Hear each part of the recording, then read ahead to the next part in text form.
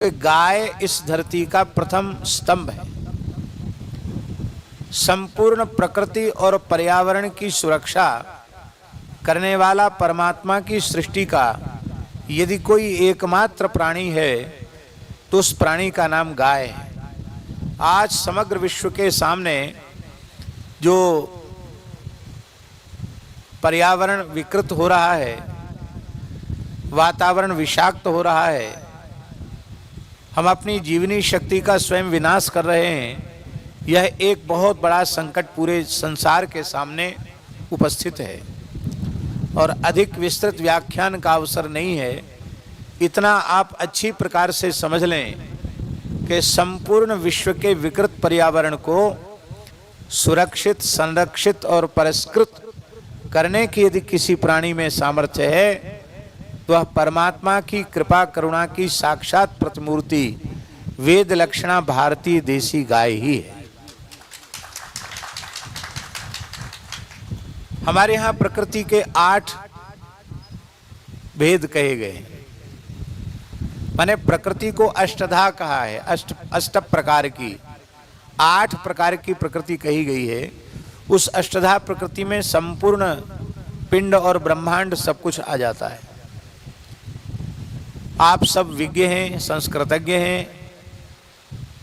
श्रीमद् भगवद गीता का भगवान का वह वचन आप सबके स्मरण में है जहाँ भगवान ने कहा, भूमि रापो नलो वायु खम मनो बुद्धिरेव च अहंकार इति यम्मे भिन्ना प्रकृति अष्टधा। ये अष्टधा प्रकृति है। अब यहाँ पवन जी एक प्रश्न है, वो प्रश्न ये है कि परमात्मा की सर्वोत्कृष्ट सुंदर कृति मनुष्य शरीर है, तो परमात्मा की जो सर्वोत्कृष्ट कृति थी, सर्वोत्कृष्ट रचना थी, उस मनुष्य के द्वारा परमात्मा की बनाई हुई अतीव सुंदर प्रकृति को नष्ट क्यों किया गया, उसे विकृत क्यों किया गया, वातावरण को विषाक्त क्यों बना दिया गया? तो इसका उत्तर एक ही होगा कि मनुष्य में विकृति आई। मनुष्य में विकृति कहाँ से आई? वर्तमान का जो चिंतन है, वैश्विक चिंतन, वो केवल स्थूल प्रकृति के विकार का चिंतन कर रहा है। रासायनिक कीटनाशकों के प्रयोग से धरती विषाक्त हो रही है। सीवर का जल, दूषित फैक्ट्रियों का जल, कचड़ा, पन्नी, पॉलीथीन, इससे जल तत्व दूषित हो रहा है। वायुमंडल दूषित हो रहा है, तेज तत्व दूषित हो रहा है, ओजोन परत कमजोर पड़ती चली जा रही है, मौसम बहुत अधिक उच्चावच हो रहा है, ऊंचा नीचा हो रहा है, आकाश भी अशुद्ध हो रहा है, जहरीली गैसों से, धुआं से, धूल से आकाश भी विषाक्त हो रहा है। तो ये स्थूल प्रकृति में जो विकार आया है, वर्तमान की विचारधारा केवल स्थूल प्रकृति के विचार की है। हम निवेदन यह कर रहे हैं, हमारी आर्ष परंपरा की जो विचारधारा है वो यह है कि स्थूल प्रकृति में विकार नहीं आता है, पहले सूक्ष्म प्रकृति में विकार आता है और इसके बाद फिर स्थूल में विकार आता है। जैसे रोग का लक्षण पहले भीतर किसी अंश में, किसी अंग में पहले जाता है सूक्ष्म रूप से, फिर वो जब और अधिक बड़ा हो जाता है तो शरीर के किसी बाह्य अंग में रोग के लक्षण के रूप में दिखाई पड़ता है।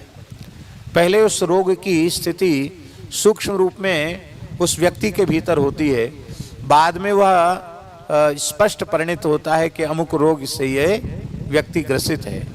ठीक इसी प्रकार से पहले सूक्ष्म प्रकृति में दोष आता है, इसके बाद फिर स्थूल प्रकृति में दोष आता है।